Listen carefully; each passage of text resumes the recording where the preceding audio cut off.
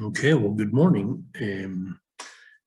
We'll call this review and conclusion to our examination of the evolution of consciousness of our species today. So the picture is relatively simple in my view. We have these three levels of consciousness that currently exist on the planet today. The tribal mind, which again was our evolutionary process as a species from primates to Homo erectus. And the focus of the tribal consciousness was simply survival. And so always it was occupied with the simple elements of life, growing food, building housing. Many of the tribal groups were migratory. And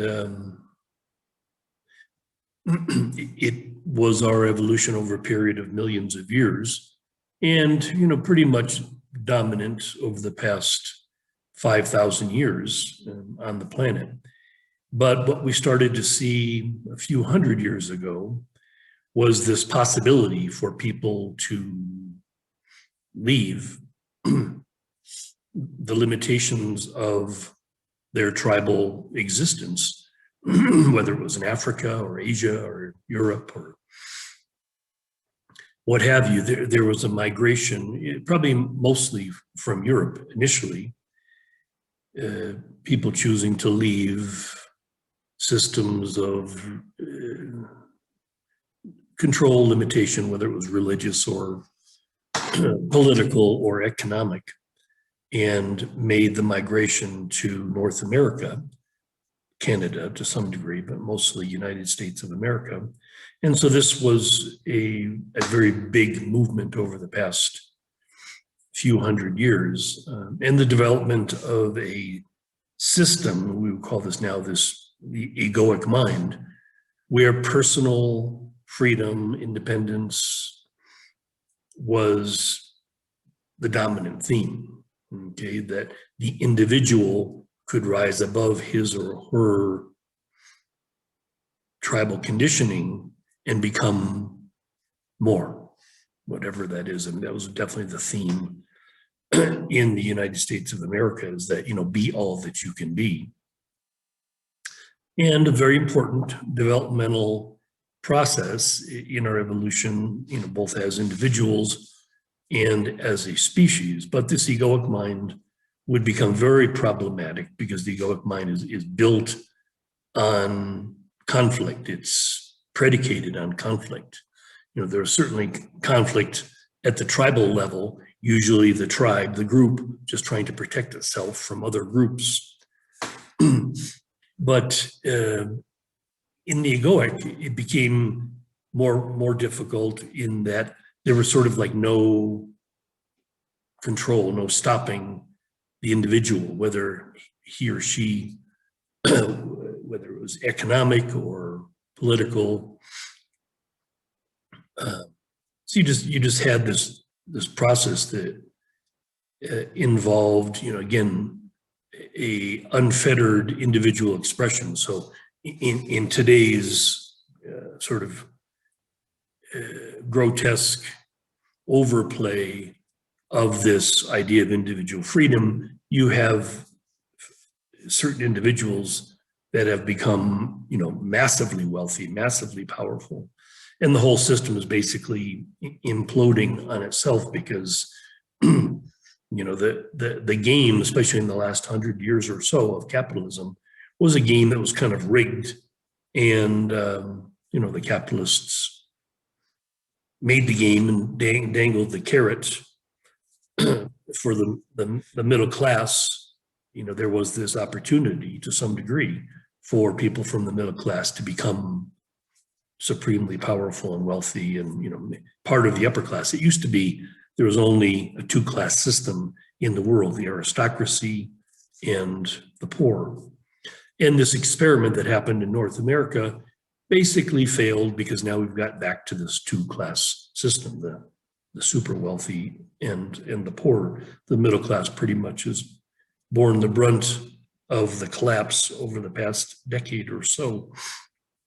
So anyway, out of the dust of this collapse, a new earth will arise. And that's what I've been talking about at length, elements of this new earth and the new consciousness. You have the tribal mind, the egoic mind, and now the spiritual mind or global mind, which really has one thing that identifies it, is that the good of the whole is more important now than the good of my tribe versus your tribe, or the good of me versus you. Now it's like we, okay? It's like we as a species, for us to survive and flourish, we need to think collectively. We need to put all of our resources, all of our intelligence to developing a system that serves the whole, okay? One world, one culture, one whatever, just brotherhood of man, okay? It's, very, very key. Some of the elements that were interesting for me in the study of this evolution was, again, most of the wisdom of the earth developed in the East, Asia, China, India, Japan, these areas, and there was a migration, just like there was from Europe for more or less political or religious reasons. There was a migration of spiritual wisdom that happened began happening primarily in the 1960s as a result of the influence of the Beatles. So there was this integration of East and West. Okay, that was very important for our development. So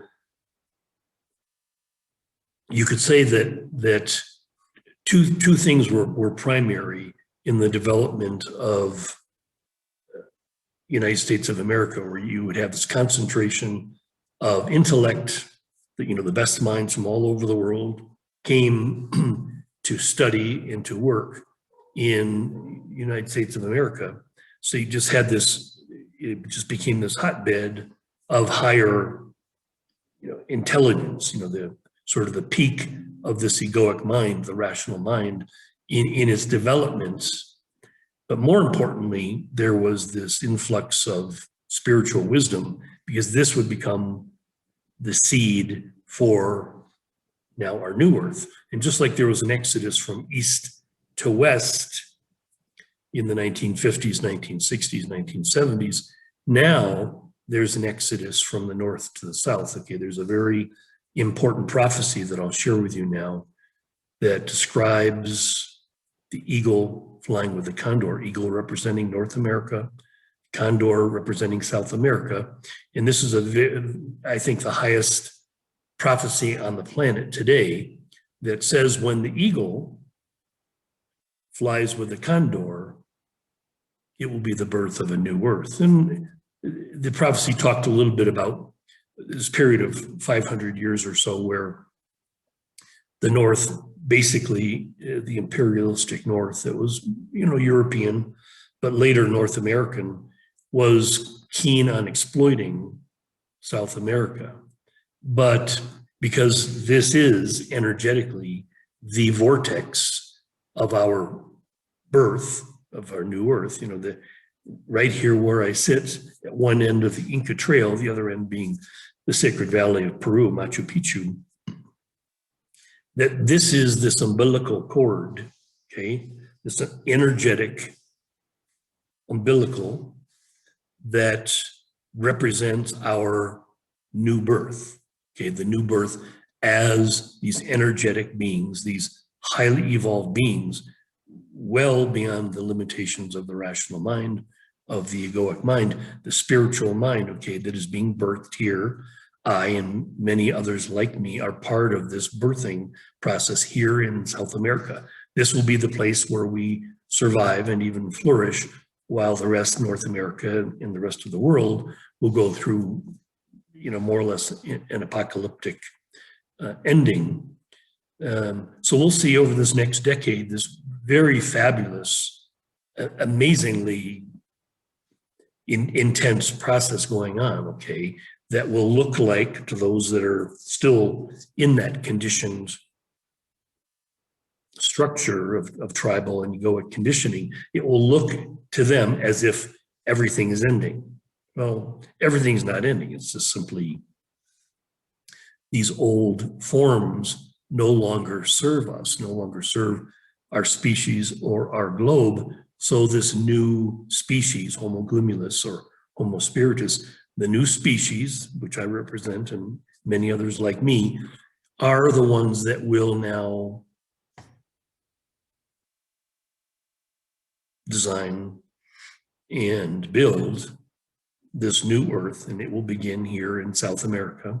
And then eventually, once the dust settles, there'll be little pockets of this oasis, higher intelligence that will begin to establish these communities around the planet. And so I'll start another series where we will really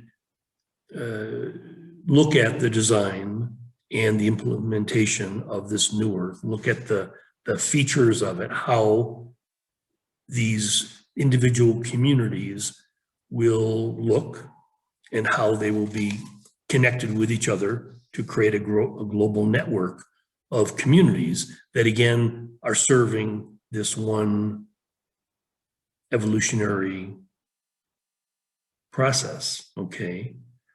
Being unified in our awareness, being unified in our purpose to be the highest expression of the unmanifested. The creative intelligence of the universe seeks to fully express itself on our planet, okay? And things will look entirely different because there'll no longer be this self-serving modus operandi of humans, all right? Taking. Again, you can't blame the people that are coming from a place of scarcity, a place of survival. This again was just this evolutionary thrust to survive. People needed to be aggressive. They needed to be warlike. They needed to defend themselves or attack each other, and that was just the animal world. Humans were still animals for many tens of thousands of years, and today that's not the way forward. Okay, if that warring tribal and egoic consciousness was going to continue, it would indeed end the world. Our world and our species would end. So, that is ending, but something new is arising. And so this is always the way of evolution. Evolution always wins. Okay, so any of you who would align yourselves with this new evolutionary thrust, you'll do just fine. You will not only survive, which was always the point in the past, but you will flourish. You will become these radiant, beautiful, joyful creatures that bear little resemblance to our ancestors. Okay, it's interesting. I've always kind of marveled at even looking at photographs from early photographs, and or could be paintings or whatever. The peoples of the 19th century, the 18th century, the 16th century. I mean, these people had a hard life. These people struggled a lot, and it showed in their countenance. They were not happy people. There was really probably no such thing then as personal happiness. It wasn't even like an idea that was considered. You know, if you grew up in a family even a few generations back where you know the farmers or whatever, this was a hard life, and it was a dangerous life, right? It was just, you know, again, that's the nature of the physical world, the animal world, right? It's survival, it's difficult, it's not fun. There's no joy in life at that level. I mean, you can see it in the little, you know, baby animals. There's always a joyful presence in baby animals of any species, but it's a hard life, and so it becomes anything but joyful. So there's this amazing evolution, and, you know, we've talked before about the Hawkins scale of of these energetic frequencies. So to be in a frequency of happiness, which we say was like, you know, gratitude or appreciation, joy, you know, this, you know, bliss, you know, these are states of being that have not really existed except in rare individuals. You know, certain avatars would really stand out because they were living in this rarefied energetic frequency, but it wasn't common. It wasn't accessible to the common human.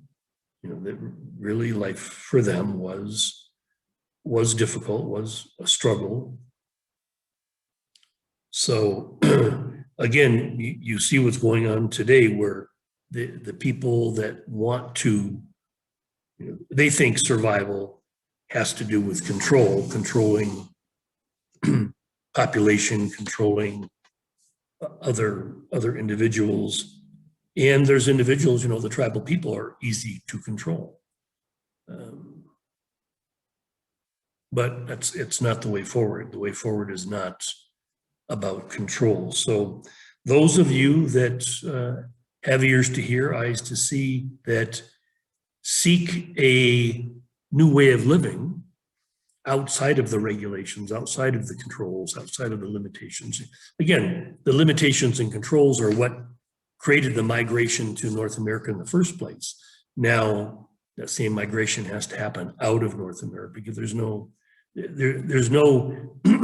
hope for that culture. That culture needs to be extinguished and redefined. Our species requires a whole new way of thinking that has nothing to do with, again, this, you know, warlike behavior. I mean, you see it at the egoic level, just everybody hating each other, everybody hating those that are unlike them. This whole thing is just coming to a head of, you know, divisiveness, which is the essence of the ego, is to divide and battle against those unlike you. So again, what we will see, be very clear about this, over the next decade, we will see the total disintegration, the dissolution of that form. Okay, and the new form that those like myself and others will represent, will demonstrate, we will attract others who choose to do this, who choose to be about building the new. Okay, remember Buckminster Fuller, anybody that's out there fighting against this inevitable dissolution, all of their energies are basically being wasted. Okay, to build something new, to put those energies, those resources into building something new, this will be successful.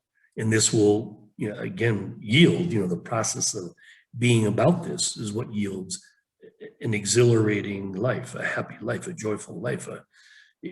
It's so exciting for me to be able to continually share this message and invite those that have ears to hear to do it, to become part of it. It's a very simple choice. People had a choice to a certain degree when the Titanic was going down.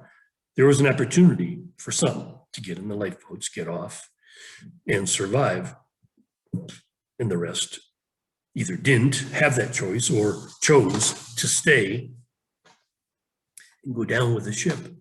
So a very clear choice, very exciting time. Again, I'll choose in the next series, there's no longer any need to disseminate this evolutionary process. What's exciting now is just to look at here, a new earth, building it piece by piece, foundation, building it just like building a stone wall, building a house, building a whatever, piece by piece. And, looking at this new way, someone was just kind of debating about, everybody's always debating online about one thing or another. And one person was talking about, the merits of capitalism. Well, capitalism is over. Capitalism did what it did. It was an experiment. It was a game. It was whatever, but it's over. What really is working in the world today, it seems, is this idea of democratic socialism. And, that's what we will establish in our community, a version of that. You might call it a benevolent dictatorship or whatever, but it really is democratic socialism, where people come together choosing democratically to live in the best form of socialism, where everybody's taken care of. The whole idea, the basic idea is that life no longer needs to be a struggle. We have the intelligence, we have the technology, we have the ability to make choices. For instance, living here in Cuenca, Ecuador, this is a very conscious choice to live in probably the friendliest, easiest place on the planet in this time, okay? And I'll just describe briefly what that is as, the ending of, again, this whole world. When imagine people just migrating from one place to another and like living in a place like the Arctic, or living in a place like the Sahara Desert, or, living in these extremely difficult places. Today, with the wealth of information people have, there's no reason to live outside of this equatorial band. Everyone should be living between the Tropic of Cancer and the Tropic of Capricorn, because this is the easiest place to live. This is where you can grow your crops year round. And there's places obviously that are difficult, because if you're too near the coast or too near the equator, if you're at whatever, extremes will exist even in these areas. But there's places like where I'm sitting, where you have the easiest, the best of all possible worlds. Okay, as far as the climate, political climate, economic climate. Ecuador is a totally self-sufficient country. It needs to import nothing. It produces all of its own energy, all of its food, all of its meat, all of its everything. Not technology, that comes in from other places. But as far as life, life, which is, taking care of the body, taking care of the mind, taking care of the spirit, this communication device we have, this body and this person, simply needs to be cared for. It doesn't need to be indulged. It doesn't need to be whatever. Again, the secret to this success is that we no longer are focusing on the body or the person as our identity, okay? If your body, again, the tribal people, the survival of the body was the only thing that mattered. Okay, to the egoic, the survival of the person was the only thing that mattered. Or I shouldn't say just survival, but the development of the person, the development of the personality, it's like, and now when we see that, wow, there's something far greater, the body and the person are simply a device that we identified now with our energetic reality that we use to communicate as we walk in this world. But we're tapped into a realm, a reality beyond the space-time world. So that's really where we exist Okay, we're communicating, we're bringing that. You know, again, once people are aligned with this function, this purpose, this is the meaning of life today, okay, is to serve this higher energetic function, to become that. Okay, no longer a physical body, no longer identified, no longer a person. We're something else. We're something else. And this is again what I'll explore in our new series. You know, what is this new human? What is Homo spiritus, Homo glimius? What am I? You know, I represent that. I'm a fully evolved Homo glimius, fully aware of my function, fully devoted to my function. And because of that, everything manifests. We manifest paradise.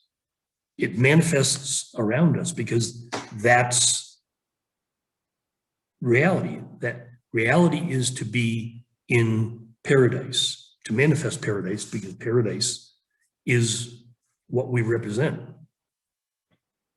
It's again an amazing shift. If a person is locked into their conditioned way of thinking about the body and the person, well, this will seem totally ridiculous to them.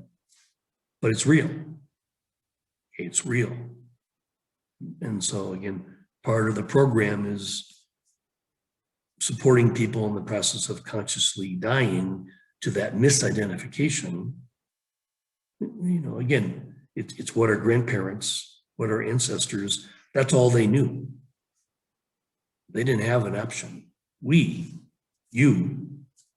have an option to choose to live in a new earth.